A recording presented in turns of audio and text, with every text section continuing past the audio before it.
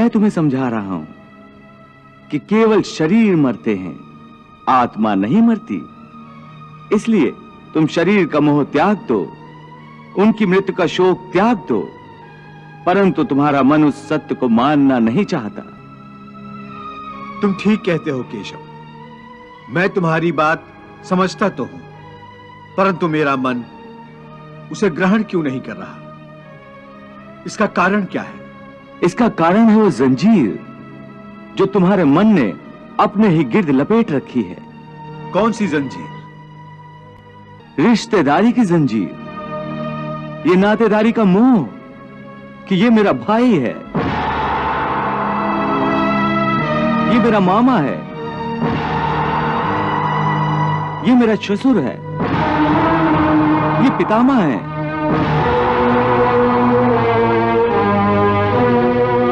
तुम ठीक कहते हो कि रिश्ते नातों की जंजीरों ने मुझे चारों तरफ से जकड़ रखा है, परंतु मैं इस जंजीर को कैसे तोड़ दूं?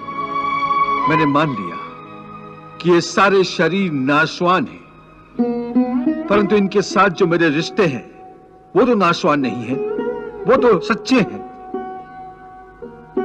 भीष्म मेरे पितामह हैं, अभिमन्यु मेरा पुत्र है, महाबली भीम मेरा सहोदर भाई है। ये रिश्ते तो सच्चे हैं।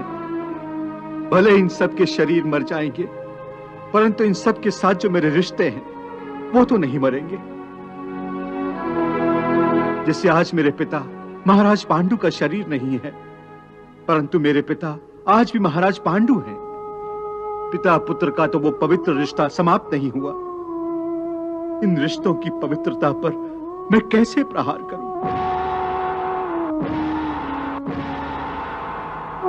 शरीर को भूल जाओ, परंतु अपने दादा के रिश्ते पर तीर कैसे चलाऊं? अपने भाई के नाते पर तलवार कैसे उठाऊं? अर्जुन, ये रिश्ते, ये नाते सब इस जन्म के हैं। इस जन्म से पहले या इस जन्म के पश्चात इन रिश्तों का कोई अस्तित्व नहीं रहता। ये काका, मामा, भाई, पुत्र, पितामह पिछले जन्म में कहां थे? तुम्हारे क्या लगते थे? और अगले जन्म में ये क्या होंगे, कहां होंगे? इसका उत्तर है तुम्हारे पास? नहीं केशव। इसीलिए कहता हूं कि जब शरीर नाशवान है तो ये रिश्ते भी नाशवान हैं, क्योंकि ये सब नाते शरीर के हैं। और ये जो तुमने अपने पिता का उदाहरण दिया कि उनका तुम्हारा पिता पुत्र का नाता तो समाप्त नहीं हुआ, तो ये भी तुम्हारा भ्रम है, अज्ञान है। केवल तुम्हारे मन में अभी तक वो रिश्ता जीवित है, क्योंकि तुम अभी तक उसी जन्म में हो, परंतु तुम्हारे पिताश्री इस समय जिस योनि में भी होंगे, उनके लिए वो रिश्ता समाप्त हो चुका है। पिता की बात छोड़ो, अपनी बात करो। पिछले जन्म में जब तुम्हारी मृत्यु हुई होगी, उस समय तुम्हारे सब संबंधी रिश्तेदार रोए होंगे। तुम्हारी पत्नी ने, तुम्हारे पुत्रों ने बहुत विलाप किया होगा, परंतु आज इस जन्म में तुम्हें याद भी नहीं कि किस किस ने तुम्हारी मृत्यु पर विलाप किया था। आज तुम्हारे लिए उनका या उनके रोने धोने का कोई मोल नहीं। इसलिए समझा रहा हूं कि ना किसी के मरने का शोक करो, ना किसी के साथ नाता टूटने का दुख मानो। वैसे भी मेरी माया इतनी प्रबल है अर्जुन, कि जिन्हें तू समझता है कि तेरी मृत्यु के बाद शोक करेंगे, सारा जीवन रोते रहेंगे, वो भी असत्य है। मेरी माया के प्रभाव से थोड़े ही दिनों के बाद उन रोने वालों को तू फिर हंसता खेलता देखेगा।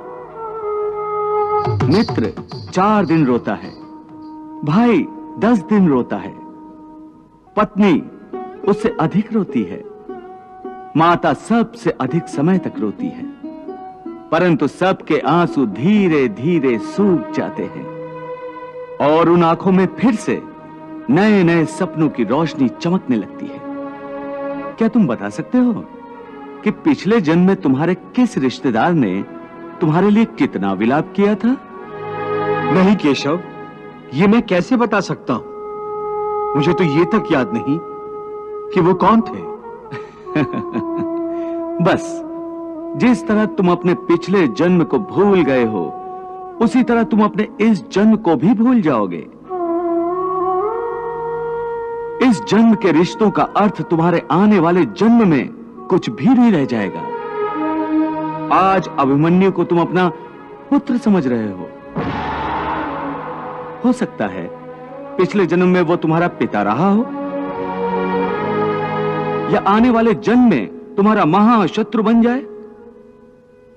आज तुम जिनको अपना रिश्तेदार समझ रहे हो, जिन्हें आदरणीय समझ रहे हो, और इसी कारण उनकी हत्या करने से संकोच कर रहे हो सकता है उन्हीं में से किसी ने तुम्हारे किसी पिछले जन्म में तुम्हारी हत्या की हो, या तुम ही अगले जन्म में उनकी हत्या कर दो।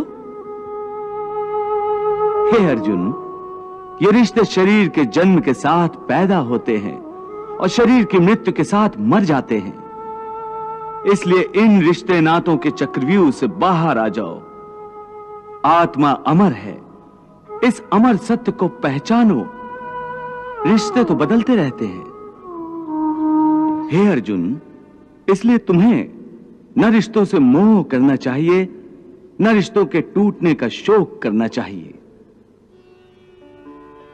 यही सांख्य योग का ज्ञान है कि मनुष्य को एक सन्यासी की भांति सोचना चाहिए कि ये सब रिश्ते नाते मोह को उत्पन्न करते हैं, और मोह इन रिश्तों को इतनी जोर से पकड़ लेता है जैसे एक लोभी पुरुष नदी में डूबते हुए भी धन की गठरी को नहीं छोड़ता।